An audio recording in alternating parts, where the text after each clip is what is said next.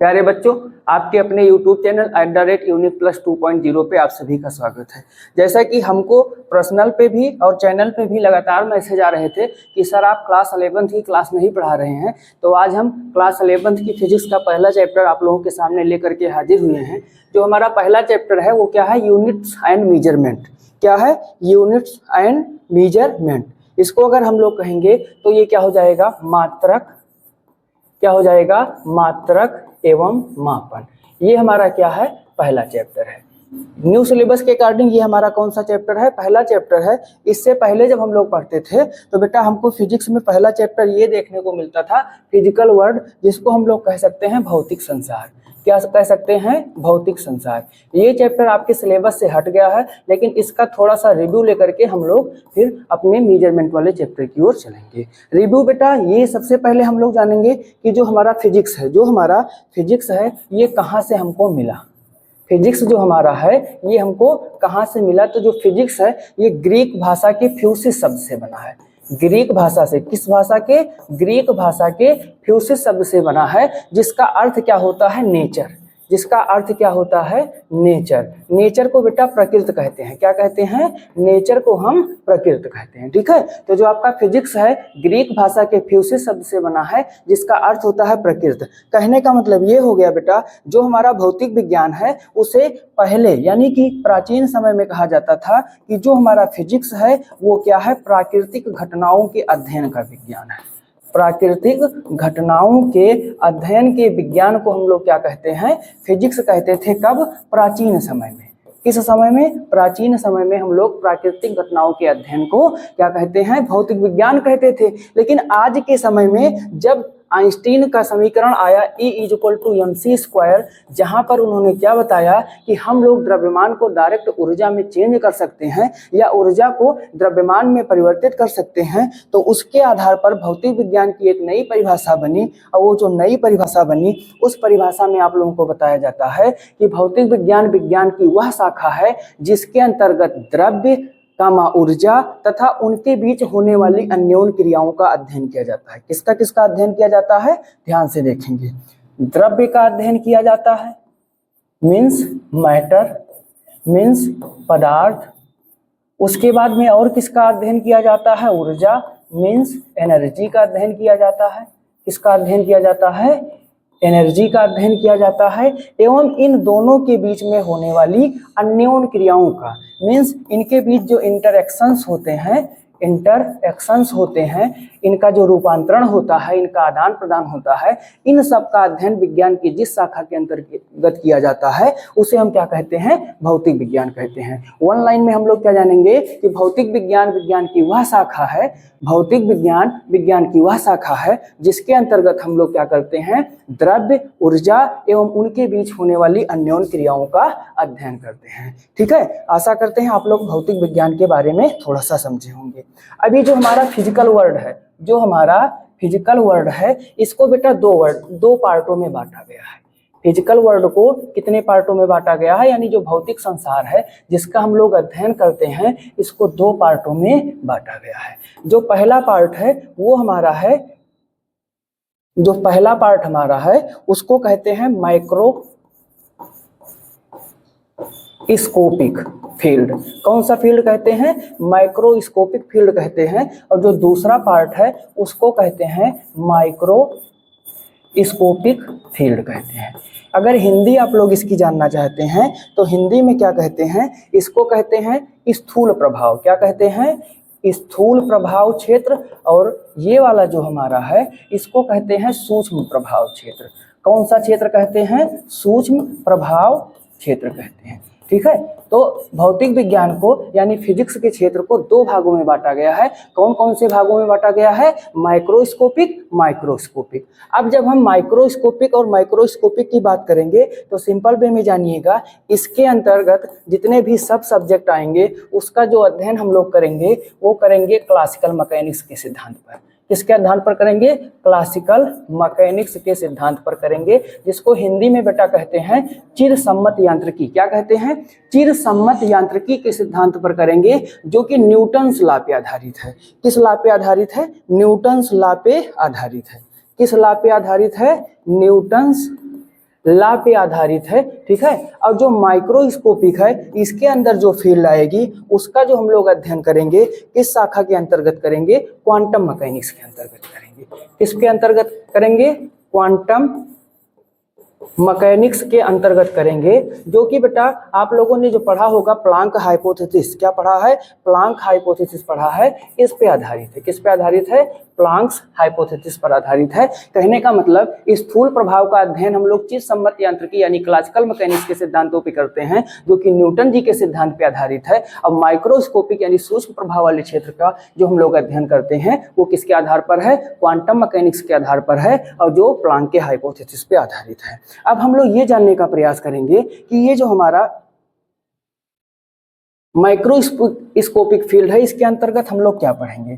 तो सबसे पहले हम लोग इसके अंतर्गत पढ़ेंगे मैकेनिक्स, जिसको यांत्रिकी कहते हैं। जितने भी प्रकार के मोशन होते हैं, जितने भी प्रकार के मोशन होते हैं, फोर्स होते हैं, बल, कार्य, ऊर्जा, इन सब का अध्ययन हम लोग मैकेनिक्स यानी यांत्रिकी के अंतर्गत कहते हैं।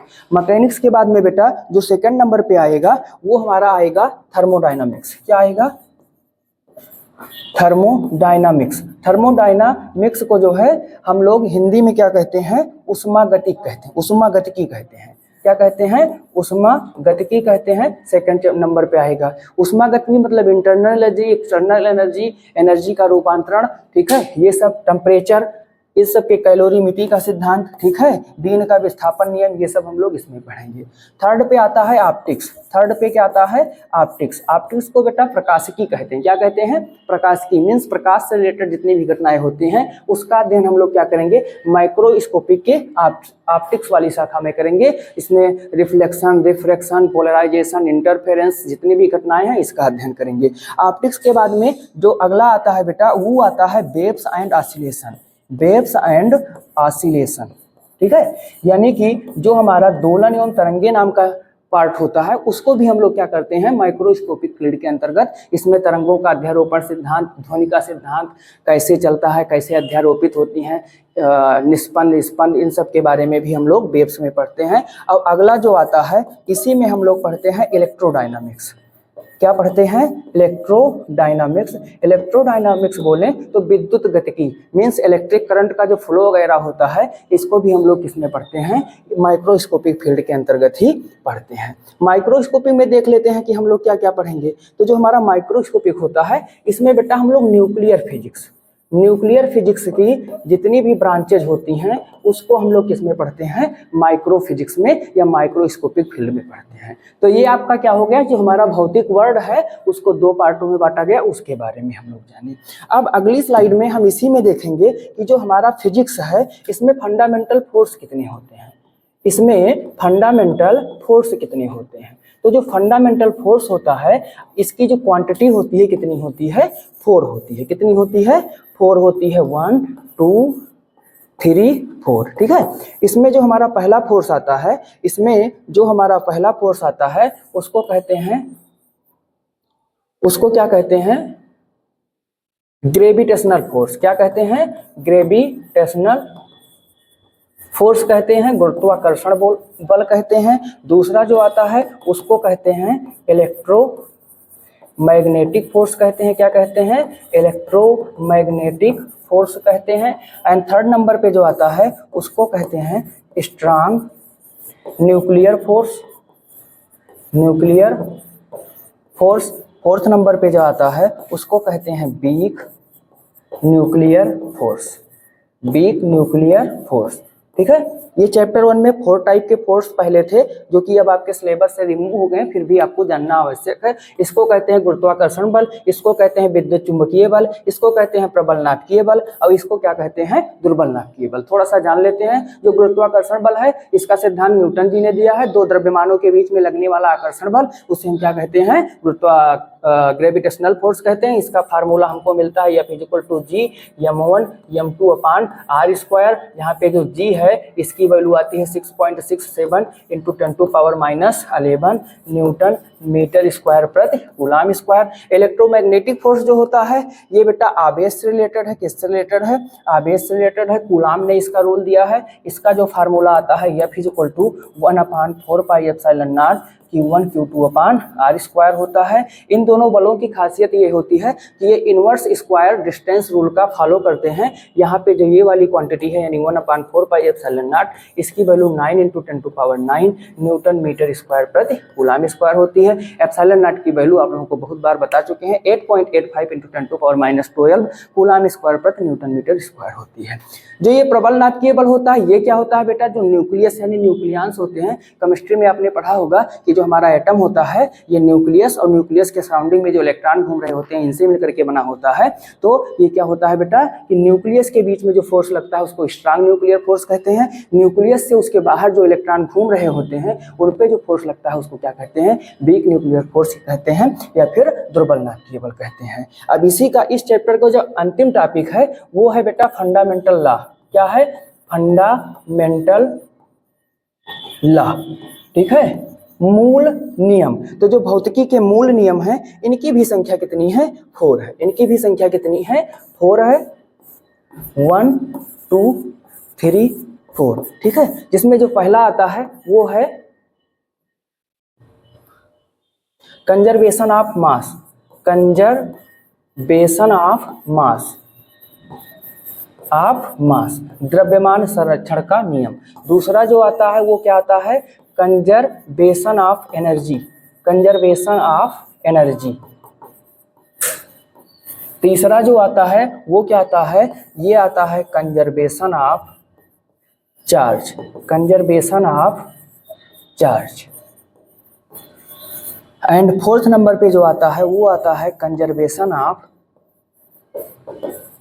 मोमेंटम। कुछ किताबों में 5 लिख देते हैं तो 5 से आपको डरना नहीं है। वो क्या करते हैं, लीनियर मोमेंटम और एंगुलर मोमेंटम दोनों को सेपरेट लिख देते हैं। मीन्स इसको 2 कर देते हैं कि रेखीय संवेग संरक्षण का नियम और कोणीय संवेग संरक्षण का नियम। आप दोनों एकदम समझ लीजिएगा। पहला क्या होगा, द्रव्यमान संरक्षण का नियम। कहने का मतलब द्रव्यमान को ना उत्पन्न किया जा सकता है ना नष्ट किया जा सकता है, बस इधर से उधर।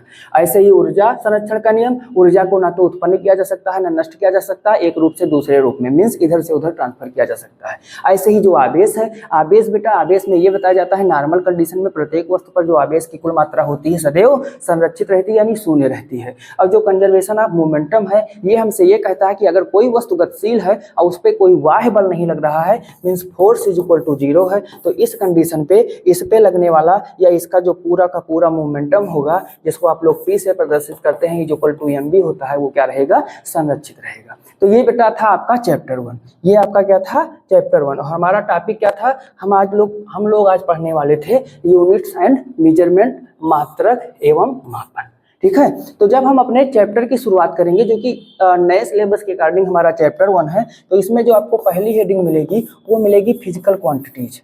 क्या मिलेगी, फिजिकल क्वांटिटीज। फिजिकल क्वांटिटीज को हिंदी में भौतिक राशि कहते हैं। क्या कहते हैं, हिंदी में इसको कहते हैं भौतिक राशि। अगर आपसे कोई पूछे कि भौतिक राशि किसे कहते हैं तो आप सिर्फ इतना कह देना, क्या कह देना कि ऐसी राशियां, क्या कह देना, ऐसी राशियां, ऐसी राशियां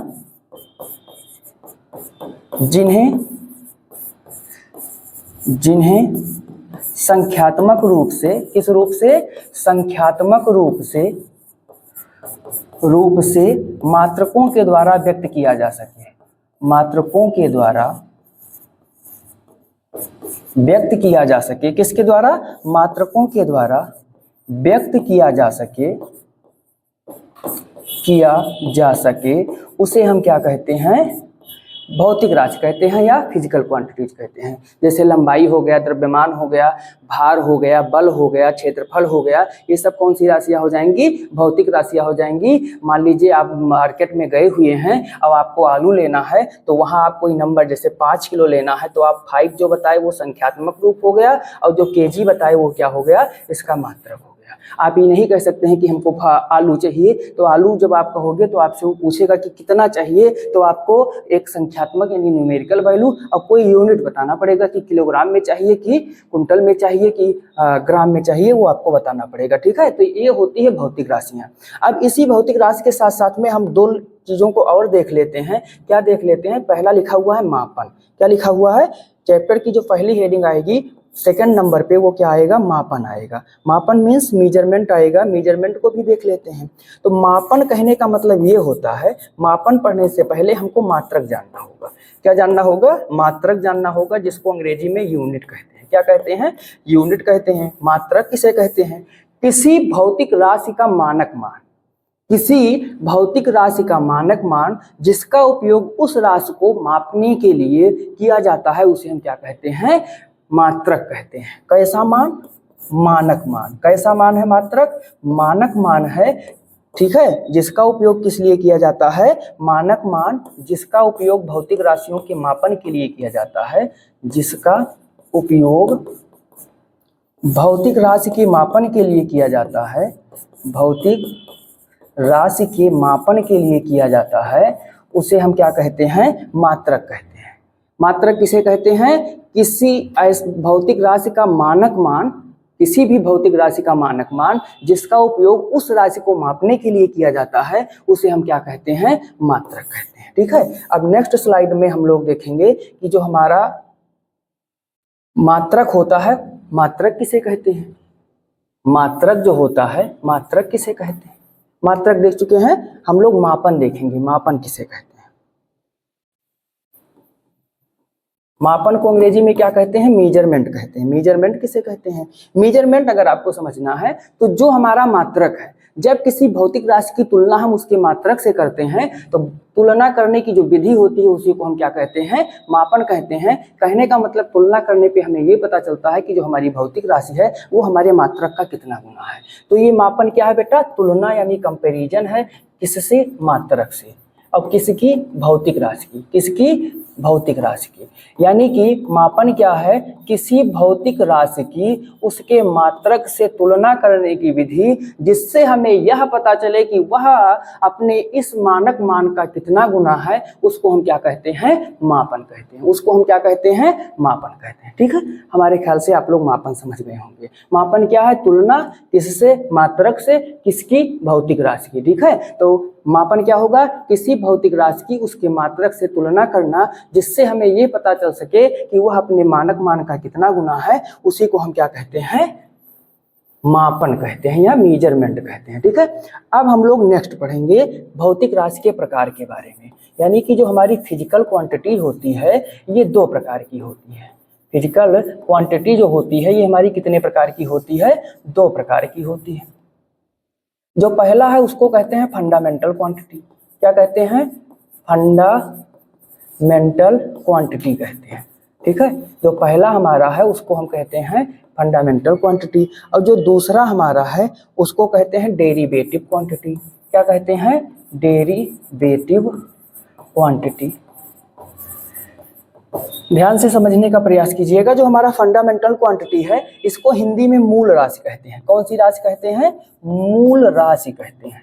ठीक है, फंडामेंटल क्वांटिटी को हिंदी में मूल राशि कहते हैं, मूल। अब इसको कहते हैं व्युत्पन्न राशि। इसको क्या कहते हैं, व्युत्पन्न राशि कहते हैं। मूल राशि समझिएगा, ऐसी राशियां जो एक दूसरे से स्वतंत्र होती हैं या जिन्हें किसी दूसरे के पदों में व्यक्त नहीं किया जा सकता है, उन्हें हम क्या कहते हैं, मूल राशि कहते हैं।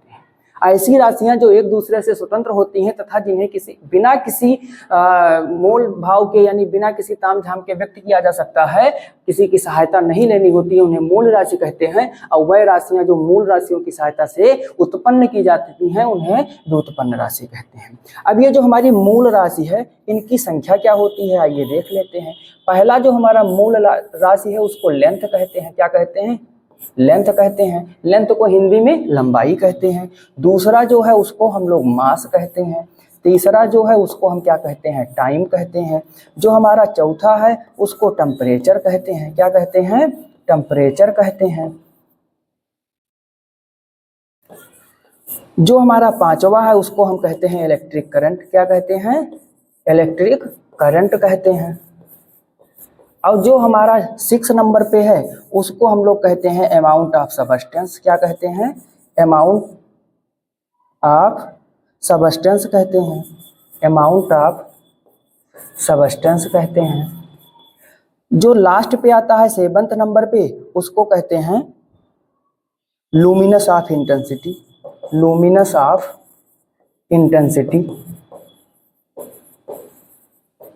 लुमिनस ऑफ इंटेंसिटी कहते हैं। ठीक, समझ लेते हैं लेंथ क्या होता है। लेंथ बेटा वो चीज होती है जो हम डिस्टेंस मेजर करने के काम आता है। लेंथ किसके मेजरमेंट के काम आता है, डिस्टेंस मेजर करने के काम आता है, उसको हम लेंथ कहते हैं या लंबाई कहते हैं। मास क्या होता है, मास का मतलब होता है द्रव्यमान। द्रव्यमान का मतलब ये हो गया कि जो हमारे पास में कोई वस्तु है उसके पार्टिकल कितने हैं या उसमें पार्टिकलों की क्वांटिटी कितनी है, उसकी क्वांटिटी पता करने के लिए हम लोग मास लेते हैं। टाइम क्या होता है बेटा, समय कहते हैं। दो सक्सेसिव इंटरवल को मापने के लिए हम लोग टाइम का यूज करते हैं, यानी दो क्रमागत घटनाओं का अंतराल मापने के लिए हम लोग टाइम का यूज करते हैं। टेम्परेचर का यूज, टेम्परेचर मीन्स तापमान होता है, कोई वस्तु ठंडी है या गर्म है इसका पता लगाने के लिए हम लोग टेम्परेचर का यूज करते हैं मापने के लिए। इलेक्ट्रिक करंट कहाँ किससे क्या मापा जाता है बेटा, किसी चालक तार में प्रवाहित धारा, आवेश की मात्रा, इन सबको मापने के लिए हम लोग इलेक्ट्रिक करंट का उपयोग करते हैं।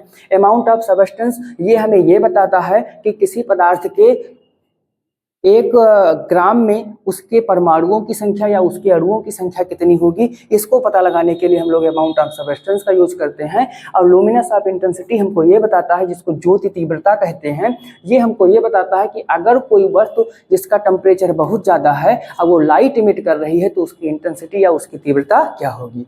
तो एक बार इनको हिंदी में जानेंगे। लेंथ को लंबाई, मास को द्रव्यमान, टाइम को समय, टेम्परेचर को तापमान, इलेक्ट्रिक करंट को विद्युत धारा, अमाउंट ऑफ सबस्टेंस को क्या कहेंगे, पदार्थ की मात्रा कहेंगे, और लुमिनस ऑफ इंटेंसिटी को क्या कहेंगे, लुमिनस ऑफ इंटेंसिटी को क्या कहेंगे, ज्योति तीव्रता कहेंगे। ठीक है, अभी जो व्युत्पन्न राशि है, कौन सी राशि है, व्युत्पन्न राशि। इसमें जैसे मान लीजिए हमने ले लिया क्षेत्रफल, जिसको अंग्रेजी में हम लोग एरिया कहते हैं। हमने क्या ले लिया, क्षेत्रफल ले लिया, जिसको अंग्रेजी में एरिया कहते हैं। तो ये होता है बेटा, आप लोग जानते हैं L इंटू बी, लंबाई गुणे चौड़ाई। अब ये भी डिस्टेंस है, ये भी डिस्टेंस है, यानी दोनों लेंथ ही है। तो लेंथ का जब हम दो बार यूज किए तो हमको एक नई राशि मिली, जिसको हम लोग क्या कहते हैं, क्षेत्रफल। जैसे मान लीजिए हमने फोर्स ले लिया, जिसको आप लोग बल कहते हैं। तो फोर्स बराबर होता क्या है बेटा, m इंटू ए।